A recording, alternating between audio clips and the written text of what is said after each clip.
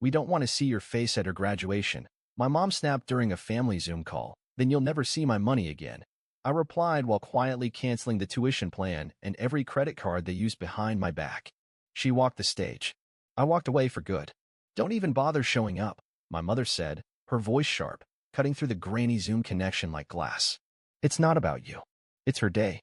I sat there, frozen, with my coffee going cold in my hand. My laptop was balanced on the edge of the kitchen counter. Behind me, the morning sun filtered through the blinds, warm and golden. But everything felt ice-cold. My sister Chloe, silent in her little Zoom square, smirked. She didn't say anything. She didn't have to. Her smug silence said it all. I wasn't welcome. Again, I looked at the gallery of faces, my parents, my aunts, cousins, even my Uncle Mark who never joins these calls unless there's free food involved. All of them sat in awkward silence. No one spoke up for me. No one even blinked. So that's it. I asked slowly, trying to keep my voice even. After everything I've done. Don't start, my mom snapped. We're not doing this. Chloe's graduating college. It's a celebration. Not, whatever this is. Whatever this is. Right. This. The thing where I pay for everyone's everything, and still somehow get told I'm the problem. For the last 4 years, I'd paid Chloe's tuition. Every semester. I set up the 529 plan. I paid the fees. I covered the books, even the overpriced apartment off campus when she said the dorms were too depressing. My parents? They clapped when she got the scholarship, and then never contributed another dime when that scholarship only covered half. Guess who made up the rest? But suddenly, I was a distraction, an embarrassment, a source of tension, as Chloe put it in a group text last week, when I dared to ask her to maybe call once a month to say thanks. I let out a breath. My hand was already moving, fingers flying across the keyboard. Log in. Bank dashboard. Cancel the tuition autopay. Done. Oh, I said casually. If that's how you feel, then you'll never see my money again.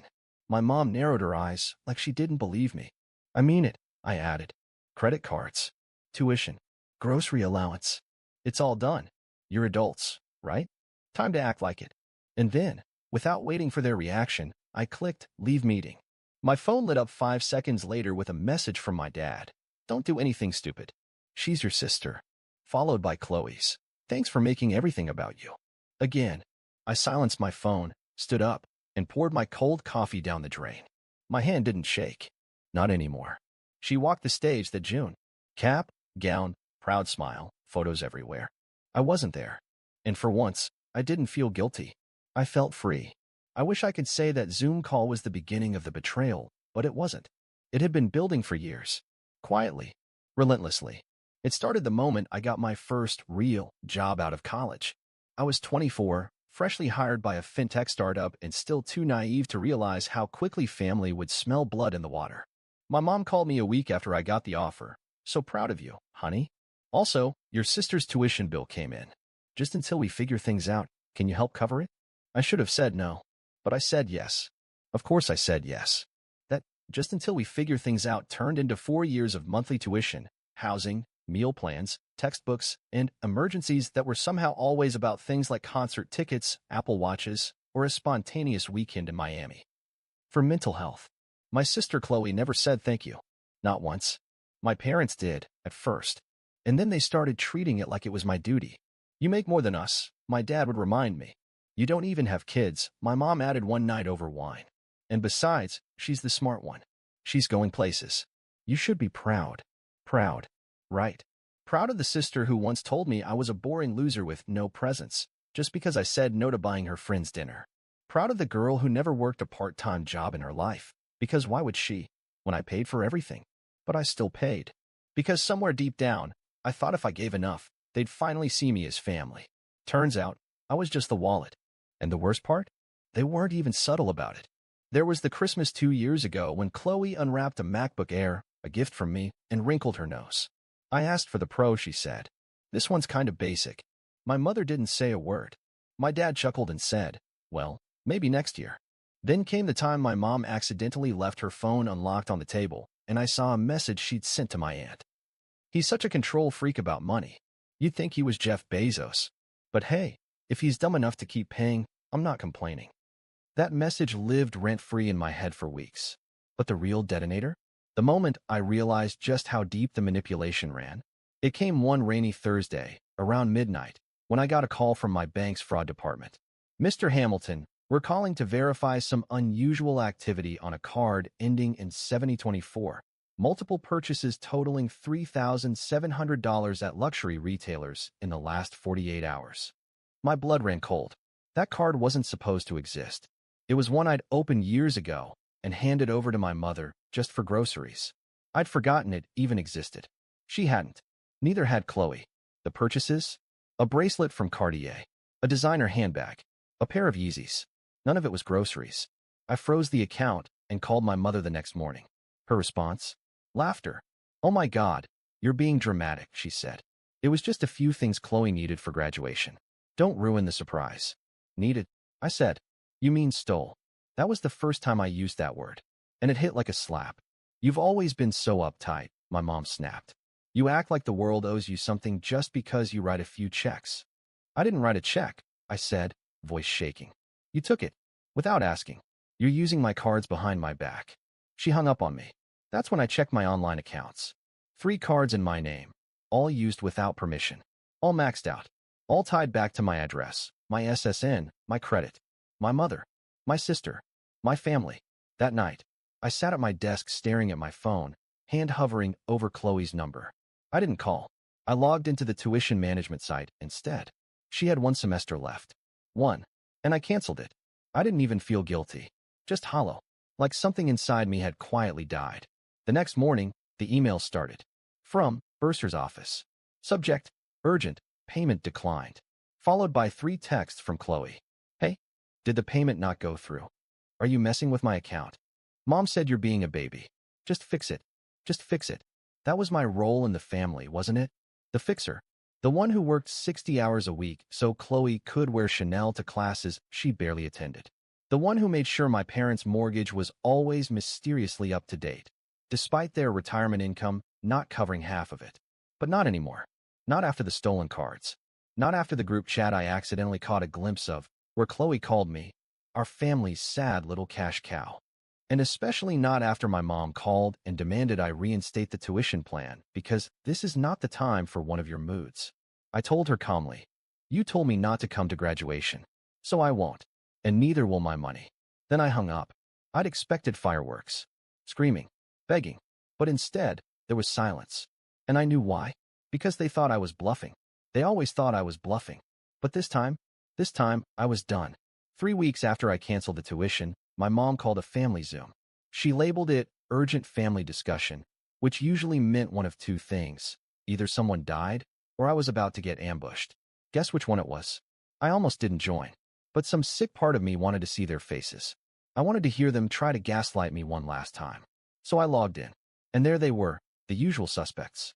Chloe, sitting in her pink hoodie with flawless makeup and a pout that probably took 40 minutes to perfect. Mom, in her favorite silk robe, sipping coffee like this was brunch. Dad, barely present as usual, scrolling through his phone on mute. "You really need to fix this," my mother began, skipping right past hello. "I'm sorry, fix what exactly?" I asked. "Her graduation is in 2 weeks, Mom said, as if I hadn't noticed. She's walking across that stage. And you not being there would be a disgrace." I blinked. "You told me not to come." "I was upset," she replied. "It was the heat of the moment." "No," Chloe snapped. "I said it. I meant it. I don't want you there." There it was. "But," she added, "I still need the final payment for my capstone course. They said I can't walk unless the balance is cleared." I leaned back, staring at the screen like it was some twisted sitcom. "So you don't want me there, but you do want my money." Chloe crossed her arms. "This isn't about you. It's about me finishing college." "You mean the college I paid for?" I said. "Every semester. Every book. Every apartment. Every Uber. Every overpriced acai bowl." "Don't be dramatic," my mom snapped. "Dramatic?" I repeated, my voice sharp. "You stole from me. Both of you. You used my cards. You maxed out my accounts behind my back. You told me I didn't belong, and now you want to play family again?" Dad finally looked up. "Let's not blow this out of proportion." I laughed. Loud. Bitter. "Oh, this is proportionate," I said. "I'm about to make it proportionate." I reached over to my laptop, opened a folder titled Receipts, and shared my screen. Dozens of screenshots, bank statements, credit reports, each one showing transactions from my cards that traced back to Chloe's name, my mother's shipping address, her Apple ID. See, I was going to let it go. Let you stew in your own mess, I said. But then you try to flip it. Make me the villain. Mom looked pale. Dad sat frozen. Chloe rolled her eyes. This is so petty, she muttered. Petty? I said. This is theft. This is fraud. I already talked to my lawyer. This could have serious legal consequences. Oh, please, Mom snapped. You wouldn't dare. I smiled. No? Then maybe this will jog your memory. I clicked on a file labeled audio_recording.mp3. It played aloud. A voice memo I'd accidentally recorded during a speakerphone call between Mom and Chloe 2 months ago. The one where they joked about milking me until I got married and had a real family to pay for. When it ended, the Zoom was silent. You recorded us? Mom whispered. You took what wasn't yours, I said flatly. Why are you doing this? Chloe hissed. You always think you're better than us just because you work some stupid job and live in that depressing apartment. You're right, I said. I do think I'm better than people who drain their own family and call it love, who smile to your face and mock you in private, who steal and then whine about not getting more. My dad unmuted himself. That's enough. You're blowing up the whole family. No, I said, standing up, voice ice cold. You blew it up. I just finally stepped back. Then I looked straight at the screen. Here's what's going to happen. I'm not coming to the graduation. I'm not paying the balance. I'm not covering rent. I've already canceled every credit card, removed all access to my accounts, and closed the family Spotify, Netflix, and the grocery subscription you were secretly using under my name. Chloe opened her mouth, then stopped. You're bluffing, Mom said weakly. Am I? I said, and held up my phone. Bank says otherwise. I even reported the stolen cards. The only reason I haven't pressed charges is because I don't want to destroy Chloe's chances at a job. Yet. Mom looked stunned. Dad rubbed his temples. Chloe cried. Tears, real or fake, I didn't care. You'll regret this, Mom whispered. You'll be alone. I already was, I said. But now at least I'm alone on my own terms.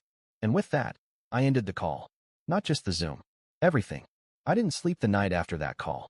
Not because I was upset. Not because I doubted myself. But because I couldn't stop smiling. For the first time in years, I felt light.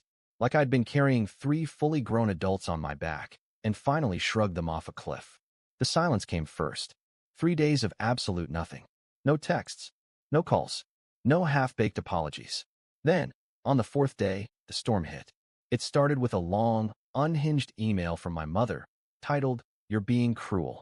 She accused me of sabotaging Chloe's future, of humiliating the family, and, my personal favorite, of being infected by Western selfishness. Then came the messages from relatives I hadn't heard from in years. She's still your sister. It's just money, you can't take it with you. We're all disappointed in how you handled this. Funny how none of them texted when I was paying for everything. But I didn't reply. I was busy moving into my new apartment. A clean, sunlit space with hardwood floors, white walls, and no ghosts of betrayal haunting the kitchen. No stolen credit cards. No Chloe. No Mom. No family dinners where I got seated like an outsider at my own table.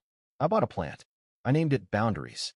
The only message I did reply to came from a number I didn't recognize. Chloe, I can't believe you do this to me. I missed the deadline. I can't walk now. You ruined everything.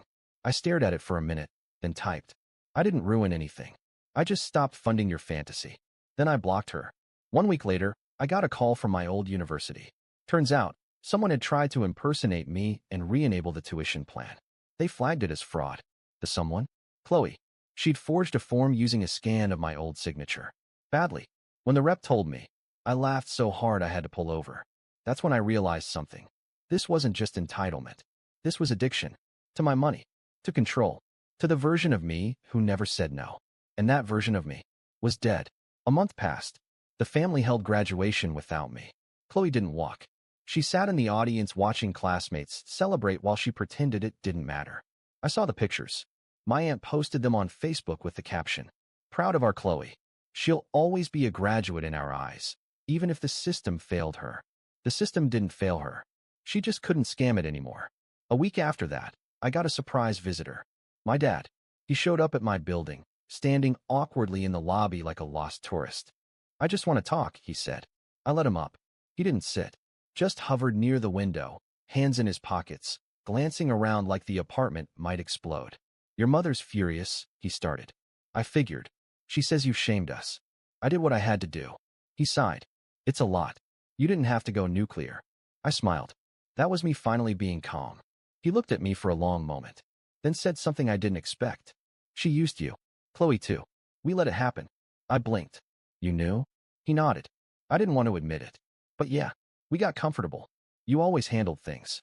It was easier that way. And now it's quiet. He looked tired. Chloe's spiraling.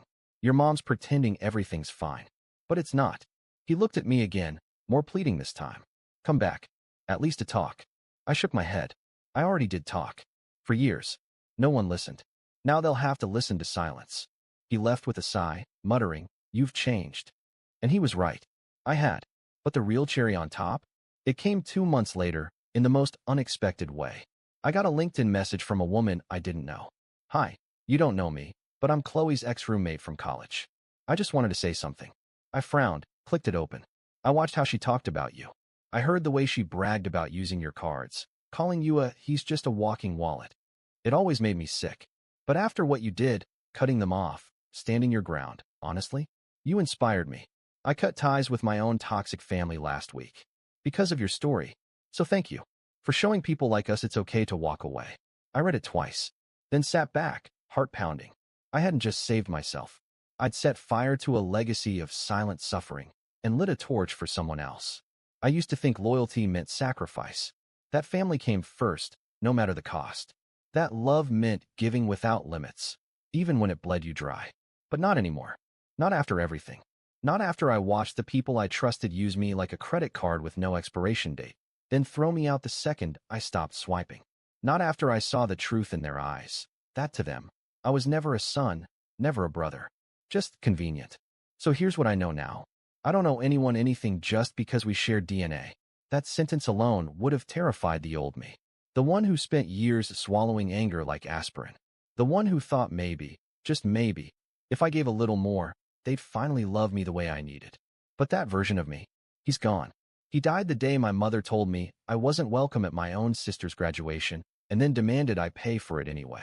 He died the day I found out they'd stolen from me. Not just money, but dignity. He died the day I opened that Zoom call, looked them in the eyes, and said no. And in his place, someone new. Someone who doesn't flinch when people call him selfish. Someone who understands the difference between support and exploitation. Someone who knows that love without respect is just manipulation with a pretty face. And that family, real family, doesn't put conditions on love. Real family doesn't steal from you and call it help. Real family doesn't cut you off for saying no, and then come crawling when the gravy train stops running. It's been 6 months. I haven't spoken to Chloe. She didn't graduate. She moved back in with my parents, spending her days sulking and blaming everyone but herself. My mom sends emails now and then. Sometimes dramatic, we're still your family. Sometimes pathetic, we miss your help with the groceries. I delete them unread. My dad hasn't reached out again. Maybe he's ashamed. Maybe he's just tired. Maybe he finally understands that silence can be a boundary too. They made their choice, and I made mine. I walk through life now with a strange peace I never had before. No more guilt. No more resentment wrapped in forced smiles. No more calculating if standing up for myself is worth the fallout. I've already lived the fallout. I survived it, and I'm thriving. Last weekend, I was at a bookstore, just browsing, not looking for anything, really. And then I saw her, a girl in her early 20s, talking to a friend in the self-help section. I don't know what to do, she said. My parents say I owe them everything because they paid for college, but now they treat me like a maid. Like I'm just supposed to keep giving. Her friend didn't know what to say, but I did. I walked up, gently, and said, You don't owe anyone your peace. Especially not people who trade support for silence. She blinked. Sorry, I've been there, I said. You don't have to let them drain you to prove you're loyal. Saying no doesn't make you the villain.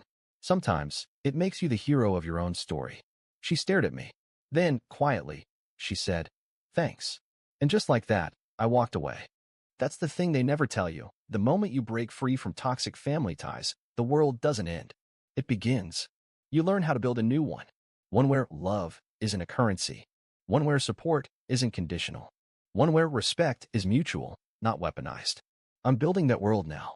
It's smaller, quieter, but it's mine. And if you're reading this, if you've ever been the family's punching bag, bank account, or emotional landfill, I want you to hear me loud and clear.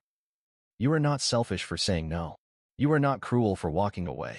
You are not broken because you refuse to be used. Sometimes the most loving thing you can do is leave. Let them call you heartless. Let them talk behind your back. Let them live in the silence they chose. But you walk forward, like I did, alone, but finally, free.